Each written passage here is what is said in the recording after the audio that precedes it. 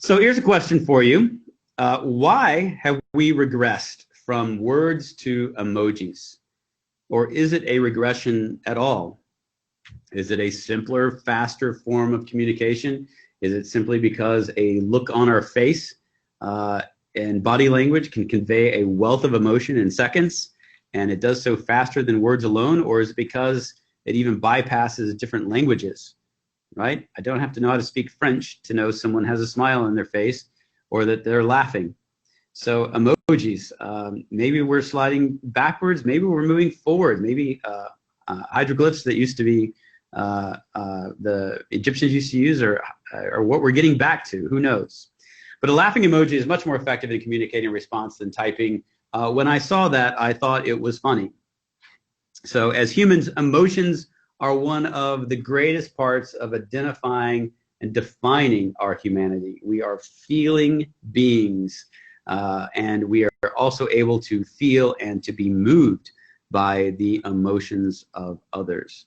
And it is no doubt that a life without emotions would be a colorless life. It would just be very dull. But it's also very true that a life driven by emotions or ruled by emotions is a very gray and confusing life. And so to perform well in our work, we must understand our emotions and how we and others react to situations and learn how to harness emotions in tandem with reason. We're not forsaking emotions. We are working together with reason and with reality with our emotions to come to solutions and conclusions and understandings. Emotions are crucial in helping us make sense of the world, to enjoy the world, to survive in the world. We have to have emotions. Emotions help us identify what is good and what is bad and what is safe and what is dangerous. They are also a gift and are essential to human relationships and our interaction with each other and our enjoyment of each other. And each of us is unique in how we express our emotions based on genetics, experience, personalities, lifestyle. Emotions are a difficult field to study because we are in a realm of that which is incredibly subjective. But emotions bring value to our lives, even with all that subjectivity. And as we're discussing today, they bring value to our work. We may have excitement and passion towards our career and the service that we do towards with others. And at the same time, paradoxically, emotions can be damaging to our career and our work results and our family and our friends. 1 minute on social media will show you the dangers of unbridled emotion. The way that people interact on platforms such as Twitter should have us concerned about the fate of humanity, where a simple news article can evoke such anger or hate or disrespect is incredible. And that is really what these platforms do, because I'm not sitting there right in front of you, looking you right in the eyes when we're having a conversation about this particular news article. And if we were, we would deal with each other differently than we do with social media. But nonetheless, it is a reaction. It is emotion that people are responding to, and they are responding poorly in most cases. One statement I heard many, many years ago, and I've used this statement in working with others, and that is, if emotions are driving your bus, you should tell them to go to the back of the bus and sit down and let reason drive. That doesn't mean you throw your emotions off the bus. No, they stay on the bus, but you don't let emotions drive the bus, because if you drive the bus when you're angry, or when you're fearful and scared, or when you're confused, then driving the bus becomes dangerous. Reason needs to take the wheel and take control. Letting our emotions lead the way can be dangerous, explosive. It can create caustic or regrettable situations. This does not mean that emotions are the enemy of reason. Emotions are not an enemy of reason, but they should be kept in check and react with reason in order to move through situations in life. So most of the material that I'm going to be using today, I pulled from National Geographic's study on emotions. It's a complete magazine that was done on this particular issue, and it goes into great detail about all the different emotions that there are and what they mean and how they help us in life. So I want to go through what they identified as the 27 emotions. And it's important to note here that you won't see something like anger on here. And the reason you won't is because anger is a combination of things. Anger comes from anxiety and confusion. And so they break it down to a micro level on the 27 types of emotions. So let's just read those together. Admiration, to admire something. Adoration, to adore it. Aesthetic appreciations, to look like a piece of art and be amazed at the talent of someone. Amusement. Anxiety. We all have felt anxiety. Awe. Awkwardness. Boredom. Calmness. Confusion. Confusion is dangerous. Craving. Disgust. Empathetic pain. Sympathizing with the pain, feeling the pain of someone else. Entrancement. Envy. Excitement. Fear. Horror. Interest. Joy. Nostalgia. Romance. Sadness, satisfaction, sexual desire, sympathy, and triumph. And of course, we are complicated beings to where so many of these can combine together at the same time and be happening at the same time. Romance and nostalgia can exist. Romance, nostalgia, and joy can exist at the same time. So we are very complicated in that these all can come together at once in many different ways. And so it's important for us to understand how to identify them, how to break them apart in our lives. Now, scientists have different views on exactly where emotions come from and how our body processes them. So there are a few different theories, actually. The bottom-up theory is the theory that emotions begin at the bottom region of the brain, the subcortex. This is the part of the brain that we share with mammals.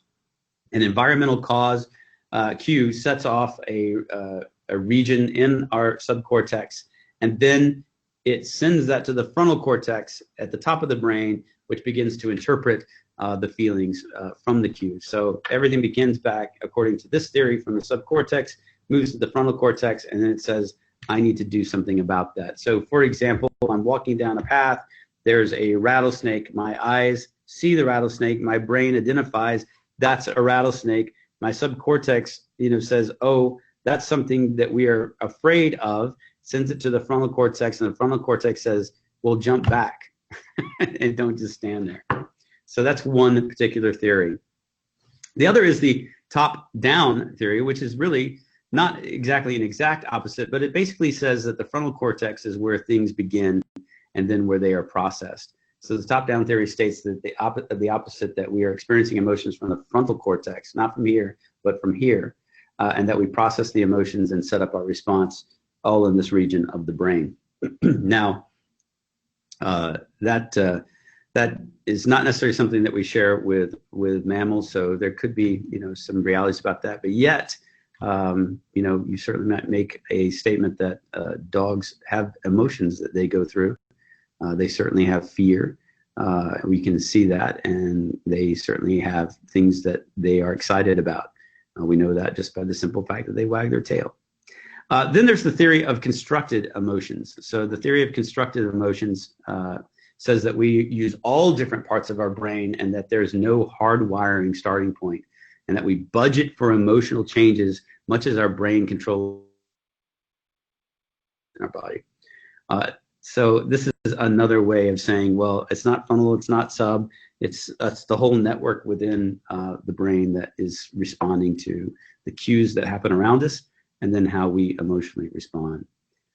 This complicated subject comes with countless interpretations of how emotions are manifested, but what is not in doubt is that we experience emotions. If we consider ourselves and our life experiences in reality and are reasonable about it, we all know that we have emotions. And so it's an important area of study and to better understand and to work through.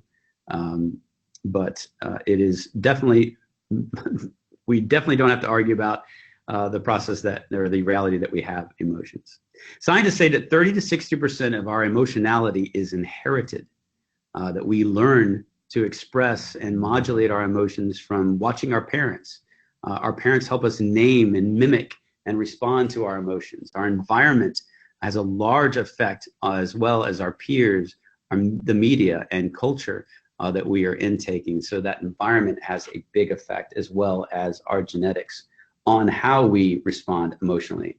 I was thinking about this just in the context of young people today that are in the environment that is COVID-19, which is they were pulled out of school, they've been separated from many of their peers, they are not getting to experience many of the things that are positive in their life. For example, they may have been out of sports for a long period of time, the social clubs that they would participate in at school, etc. And so you have to wonder how this environment is affecting an entire generation of young people and what that will mean for how they deal with things going forward, because it's creating a response, and they are dealing with an emotional response to this environment, which could be fear, anxiety, frustration. The list could go on and on. Anger, which is going to be a mix of those. And so, yeah, it's amazing how our environment certainly can affect us. When we think of things like, for my generation, 9/11, which happened when I was 31. So not so young, but probably the most impactful one for me at my age was when President Reagan was shot, which happened in the early 80s. And that was at a time where, I just wondered, is how the world forms together and how one protects oneself. And so these things affect generations as to what we will look like later on and how we will respond to things and how our emotions work. Emotional intelligence, or emotional quotient, EQ, is now very popular terms. They're used all over the place and have been for a couple of decades now. It's now argued that a person with a high EQ is a better person to hire than someone with a high IQ, because they have the ability to identify and respond well to the emotions of others, that they're good at interpreting their environment, what's going on around them. That people with a high EQ might be more aware of not just words, but responses. They know that a person is disgusted because they look left or because they look right, or that a person feels superior because they're crossing their arms, or sad or scared because they're welling up, with tears in the eyes. They're aware of these type of things, and they respond to those things that they see going on around them. And when it comes to that, I can say, certainly here, when it comes to hiring, EQ means something. We're looking for people that can manage certain situations. You can imagine those of you that work in claims, you deal with a wealth of negativity coming back to you. People are angry, or people are confused. People think they're going to get a bad deal. People, they're already on guard.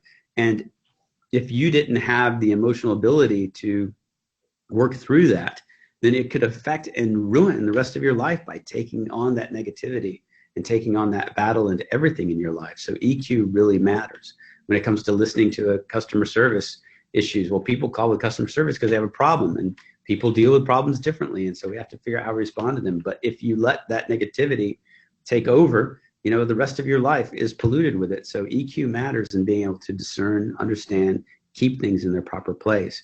And so EQ is important in our work and things that we do, and that we can learn and build a better response and control of our emotions.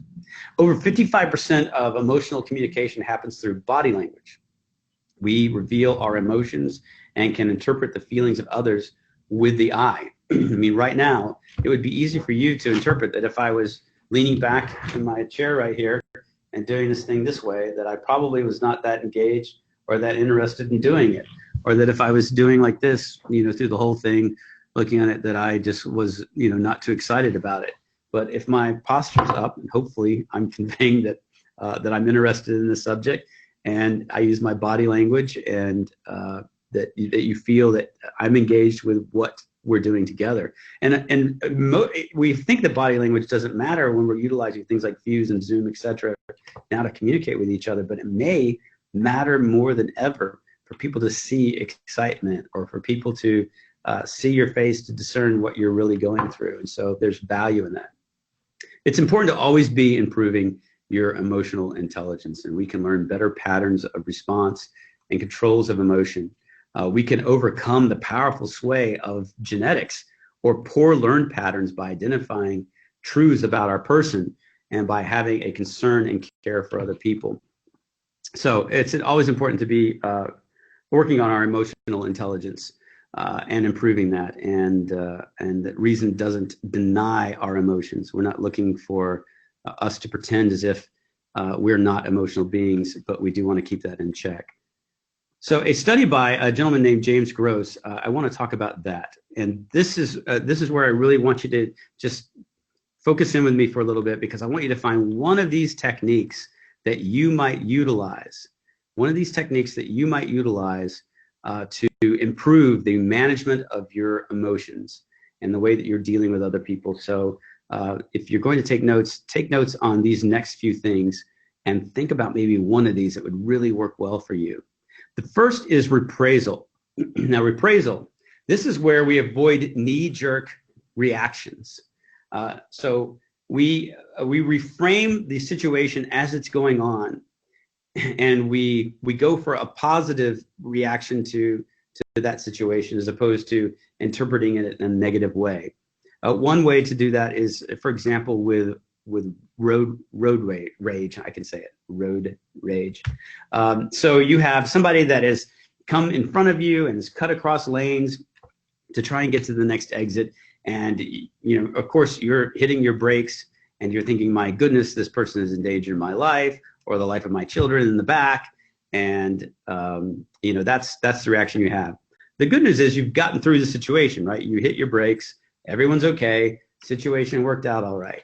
So instead of thinking the worst about the person who's just changed lanes in front of you and going, what a moron, what an idiot, you know, how stupid is that person? That person's never been given a driver's license. You know, all these negative things you can go to something different. You can reappraise the situation, and you can say, that person must have missed their exit and maybe they didn't see me here.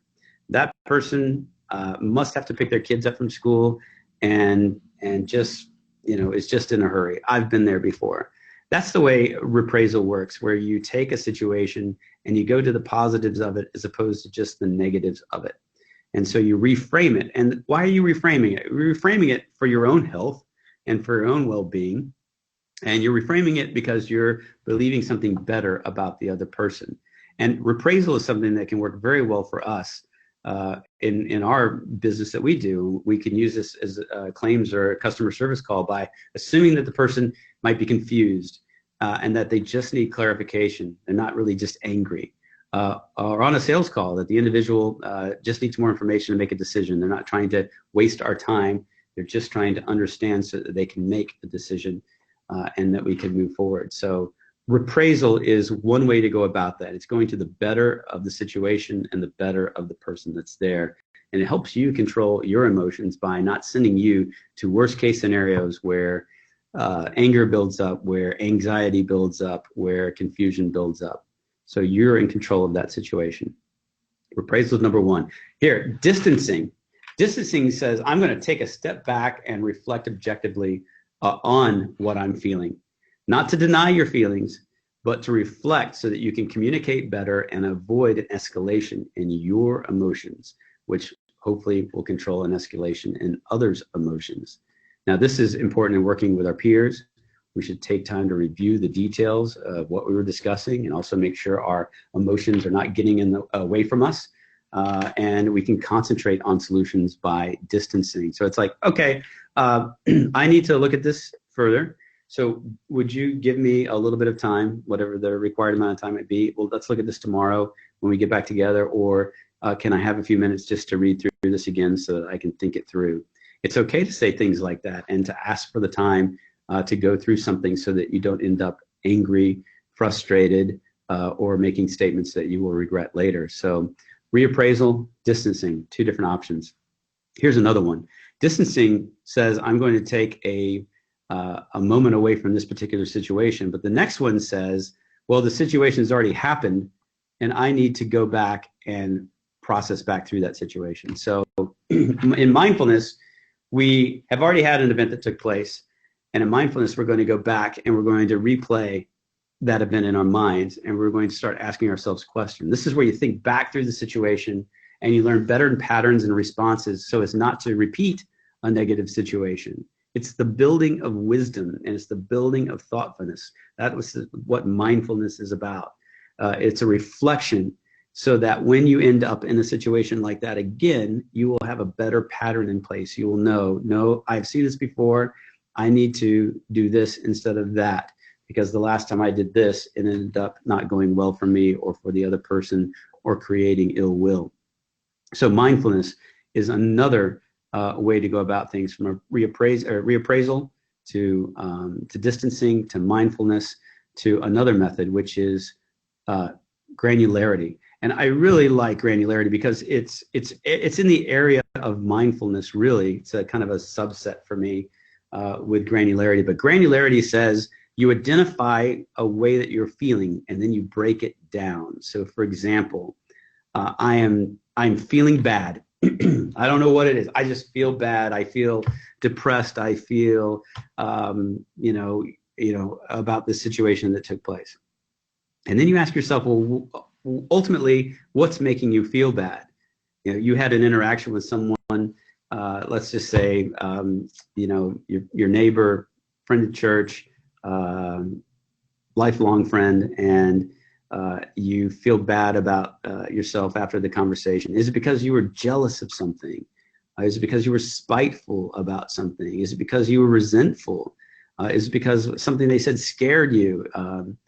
Is it because you are confused about the relationship when you walked away from it? Ask yourself more detailed questions other than I feel bad. I feel badly is a place that you stop when you're a 5-year-old.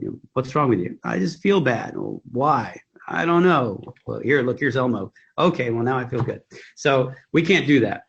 We have to really break through our emotions and our feelings and get to the granularity, because if we will do that, then we have a better understanding of ourselves, the way we react to certain things, the way we behave, and we're able to deal with that going forward and bring about positive results. The other is, from granularity, is to broaden and build. And this is really just important to building a healthy life. If you identify the times you experience positive emotions, expand on these habits, work, creativity, solitude, whatever it is. This is important for your health and for your well-being, and it affects how you interact with each other because it builds optimism.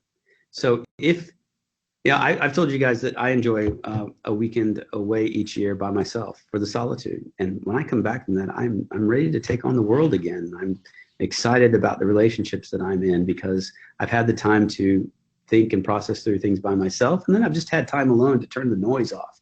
And I find that to be healthy. And so that's one way to go about that. If working in the backyard or in the garden makes you content, then go do that thing. If it's reading, then read. If it's golf, then golf. Whatever the case may be, whatever you experience positive emotions, then do that. If it's sitting on the back porch with your spouse, having a glass of wine, and that brings you contentment and joy, then my goodness, the vino veritas. So broaden and build is really important to you keeping yourself in control because you're bringing positive things into your life. Another is to cultivate gratitude. And with my kids, one saying that we had with them as they were growing up was, gratitude gets you latitude. And that's not being thankful is going to get you more. It means that people appreciate thankful people, and they want to spend more time with thankful people, and they want to do more for thankful people, because thankful people realize that I can't do this by myself. I mean, everything we've learned from someone else, and everything we have has been given us to us by someone else. And so cultivating gratitude is a way to experience more positive emotions and improved health as well. People who listed what they were thankful for on a regular basis were more positive about life and circumstances. And this requires time to be reflective. We talk about being mindful and to include the action of thanking others consistently. That can be in the moment, which, for us over Fuse, somebody took a call and helped us resolve a problem with a difficult customer. And it's as simple as sending back a check. I was really struggling with that person, but you helped solve that problem. Thank you. It is remembering the people in our lives on a regular basis and saying thanks, to our parents, to our spouse, to even to our kids for the things that the joy they bring us in our life. I really learned this lesson from my mom. My mom was someone who made me write thank you cards on a regular basis. She wouldn't let me get away with not doing that. But it really instilled that in me. And there are people that have helped me in my career from decades ago. And I still try and call them, maybe sometimes it's only once a year, but call them and say, I appreciate what you taught me back then because I used it this past week, or, the things I'm experiencing today, I feel I'm getting to experience because of what you did for me. I have my 6th grade social studies teacher. His name's Craig Hoffman. And when I was 12 years old, he was my teacher in social studies in Chicago. And I call him, since I was 20, I called him about every year and told him how much his teaching meant to me and how it introduced me to things that I love now, which is reading old books or interpreting things from history and their application today. And he also was just a stand-up person. He was just a man of character. And he ran a thing called Campus Life, which was an after-school event. And he was a great mentor and example of how to be and how to live life. And so he and I, we chat a little bit more these days and actually have a trip hiking together planned when some of this COVID stuff slows down. But it's one of those chances where, he doesn't have a lot of students from 30 plus years ago. Let's go with that. No, 40 plus years ago. No, it's not. It's like 38 that call and say thanks. So it's good to be one of those folks, and it makes me stand out in his life because I show gratitude, and I think it's an encouragement that we all need. So cultivate gratitude. Let's talk about some of those negative emotions: fear, anger, sadness, shame. These are all unsettling. They're unsettling words, let alone just the emotions themselves. But while unpleasant to go through, and certainly unpleasant to dwell on, they are absolute guides in our life. These emotions help us set priorities, what we should pay attention to, and they set a preparedness to act.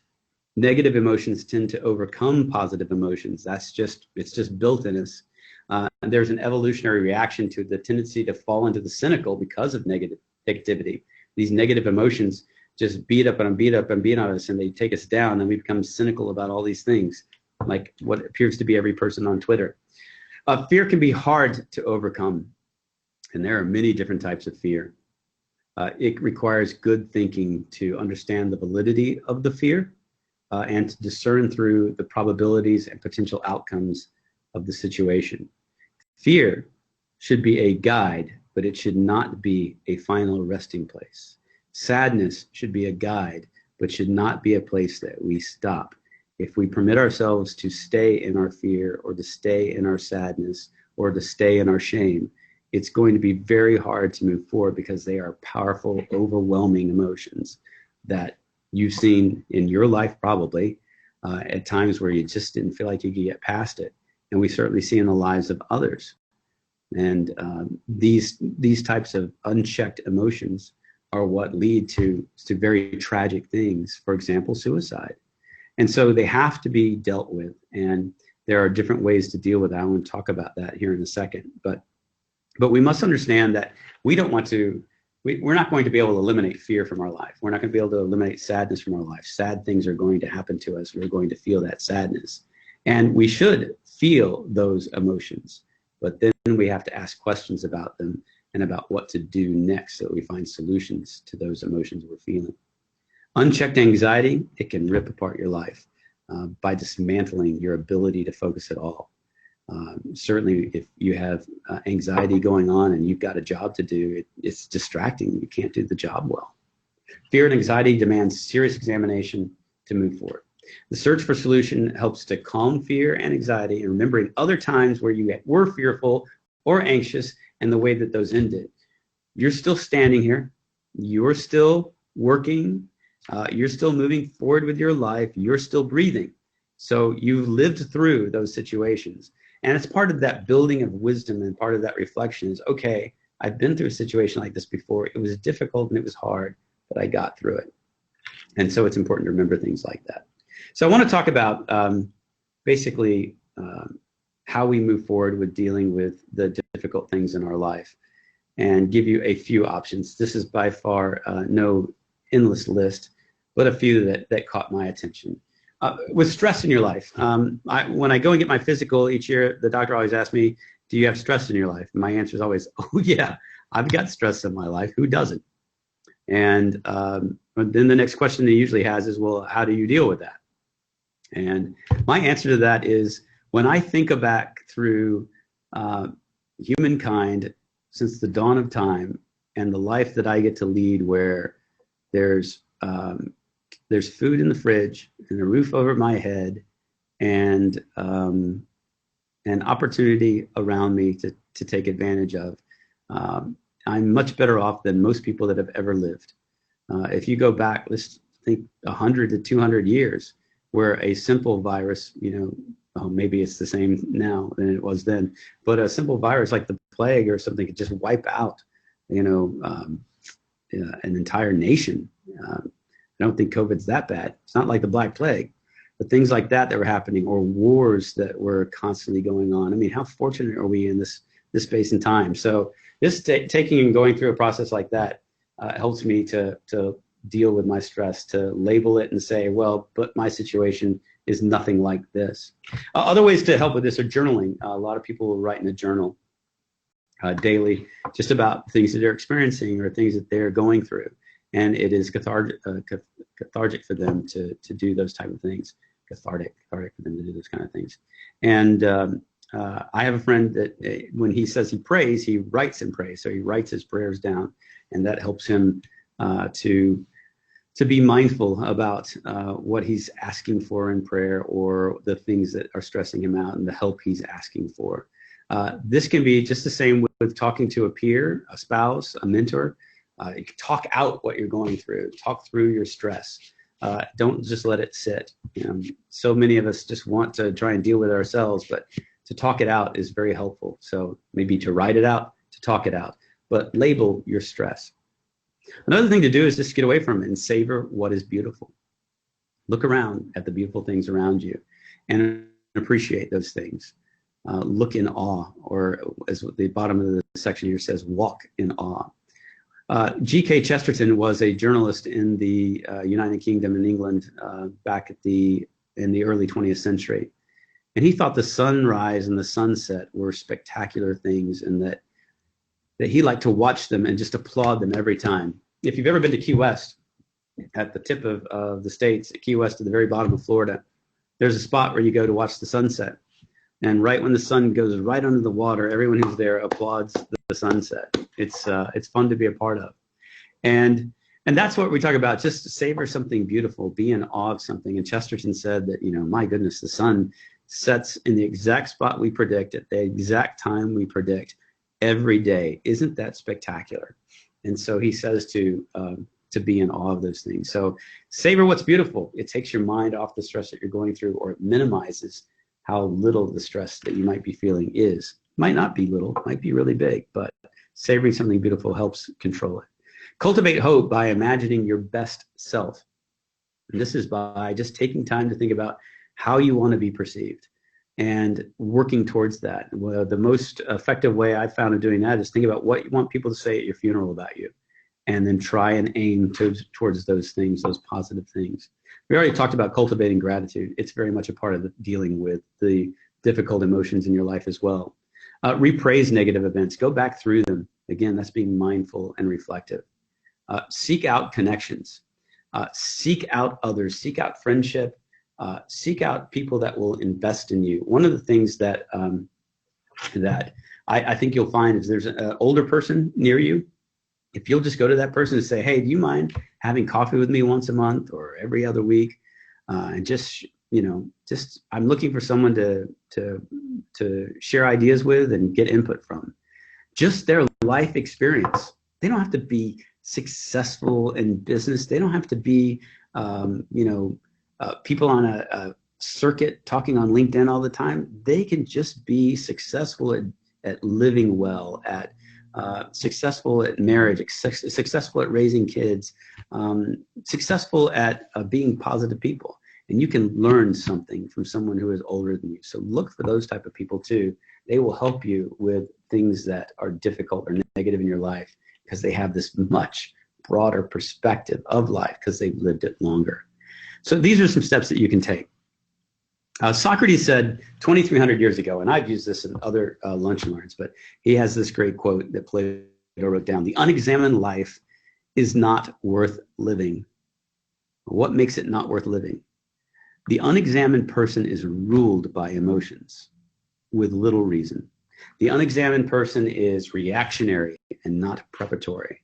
The unexamined person is aloof to others because they don't even understand themselves. So how in the world are they going to understand other people? The unexamined person is ruled by circumstances. The circumstances in life have control of them. They don't have control of the circumstances. And they've not learned how to overcome them or how to react to the circumstances brought in their life. If we are to understand ourselves and to prepare, if we are to understand ourselves, it is to prepare ourselves to serve others in community. For our discussion today, specifically, it's for our peers, it's for our clients, it's for our vendors. If we understand our emotions and we have some understanding of how others might respond and feel, then we can deal with the difficult things and walk through those difficult things with them. The examined life prepares us for empathy, which is really what's key in us dealing with those that we serve. The ability to imagine and feel the other person's emotions. This is the ability to put ourselves in their position. We've experienced what they've experienced, or we can say, I don't understand what they're going through, and so I want to help. In service to others, we improve empathy by adding to it compassion. Compassion elevates the value of the other person over ourselves. Compassion confesses that there are things that we don't understand. Compassion feels with the other person, not about the other person. It feels for the other person, not about them. An insured, a claimant, an agent, a vendor, a peer is experiencing the process of a claim or a policy from a different point of view than we are. And we cannot know what others are telling them. When we get on a phone call with someone, we don't know if they've just seen a commercial by some, loudmouth, ridiculous attorney, or we can't know that their friends have said, oh, that insurance company, they're going to put it to you. You better be on your guard. So we don't know these things. So we have to figure out where they're coming from and try and calm their fears when they're on the phone with us. If we ask questions, if we listen to tone, if we have weighed the dynamics of the situation, then we can more appropriately respond. And if we're keeping our emotions in check because we understand ourselves and have gone through some of these processes we've talked about. The first step, observation. Over time, the ability to discern will be repetitive. So you have to practice these things. You do have to practice reappraisal and mindfulness, and you have to practice savoring what's beautiful or cultivating gratitude. But in time, it will just become a part of who you are. You won't be thinking that through. You'll just do it, and it'll be a natural reaction for you. So with the folks that we are interacting with, we want to observe what's going on, identify it, control, and then relate. And relating means that I'm empathetic and I'm looking for solutions to their problem. But more importantly, with what we want to do as people who are in control of our emotions is observe, control, relate, and then show compassion. And that is what finding solutions is about. It's about solving their problem for them and being compassionate. Yeah, if we ask questions at the end of a call, we'll have a better understanding of where people are. If we ask, is this a good solution for you?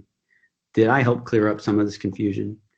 Do you feel good about this solution? Have I accomplished what you needed?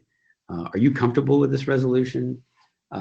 Is there anything that you think that I've been unfair about in this process? Is there anything else that concerns you that I can help you with? These questions will help you identify where the person is. And if they are answering in a positive way, then you have changed the emotional state that that person is in, and they feel like they have a resolution. If they've not, then you still get an opportunity to try and change that. These are the statements that start to turn emotion and bring people further away from confusion. So we are all emotional beings, and We shouldn't deny that. We should embrace that. It is, again, what makes us great as humans and unique from the rest of animal kind. So let's understand ourselves, and let's put that to practice so that we take care of ourselves and we take care of our health and our well-being. And by doing so, we then realize that's what other people need to do as well. And we can be compassionate to them, and we can help them through the situations that they're going through. There is value in our emotions, but they must be controlled. So I'm going to go to the chat window. Okay, let's see. In the chat window, I just have where everybody responded to you can see me. So I don't see anything else in there. So if you have any other comments or questions, I cherish those. You guys know how to get me on Fuse, and my email, dowens@alensco.com.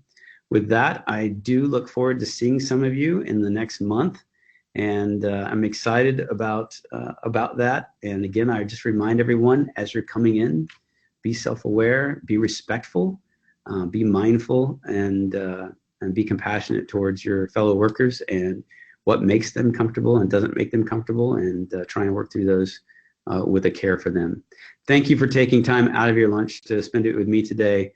Very grateful for all of you, and I'm grateful for your input. Everything that each of you does is what's driving this company forward. All the best, guys. Take care. Have a great rest of the week.